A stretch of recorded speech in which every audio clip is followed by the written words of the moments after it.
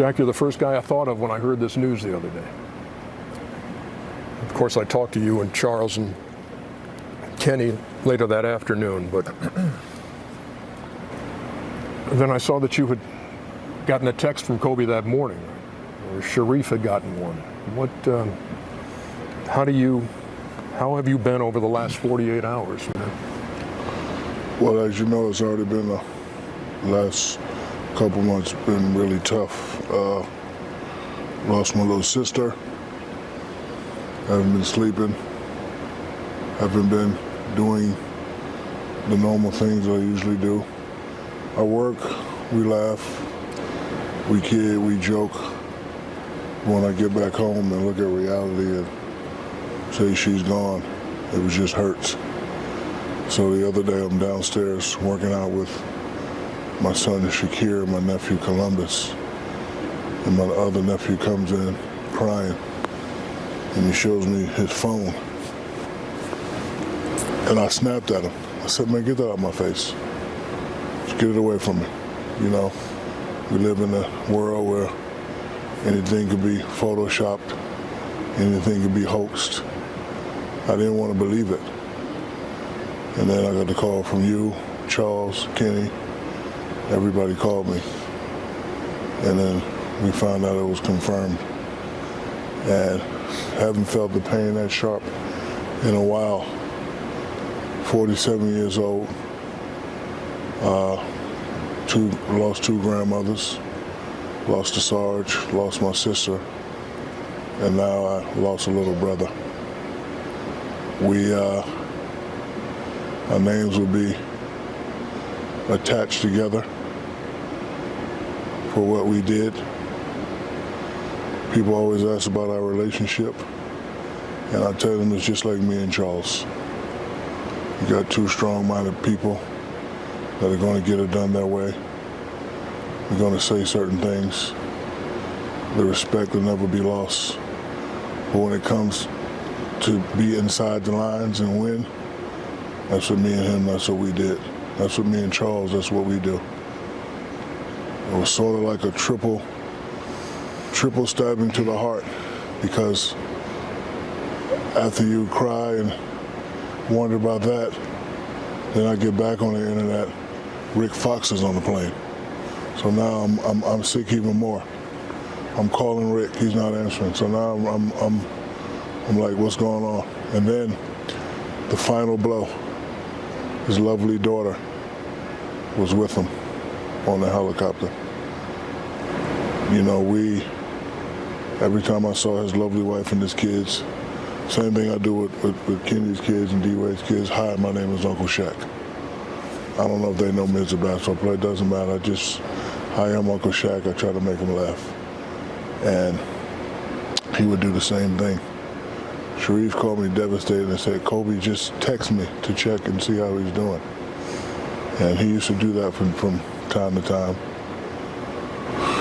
You know, it just makes me think that in life, sometimes instead of holding back certain things, we should just do.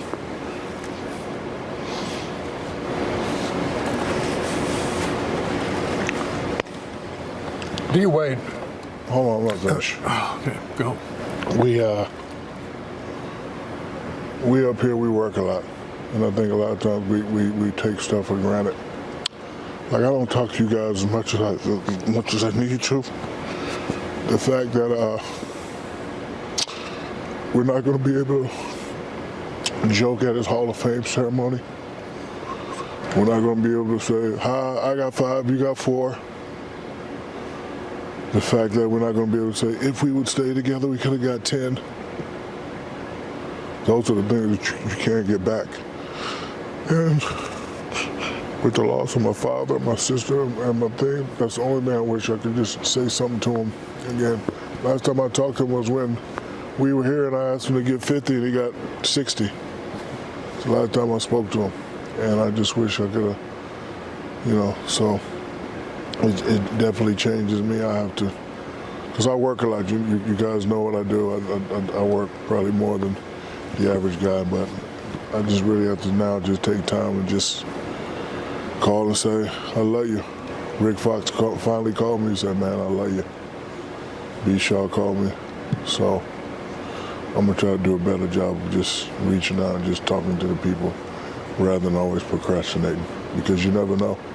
Life is too short. I could never imagine nothing like this. I was thinking the other day, I've never seen anything like this. All the basketball idols that I grew up, I see them. They're old.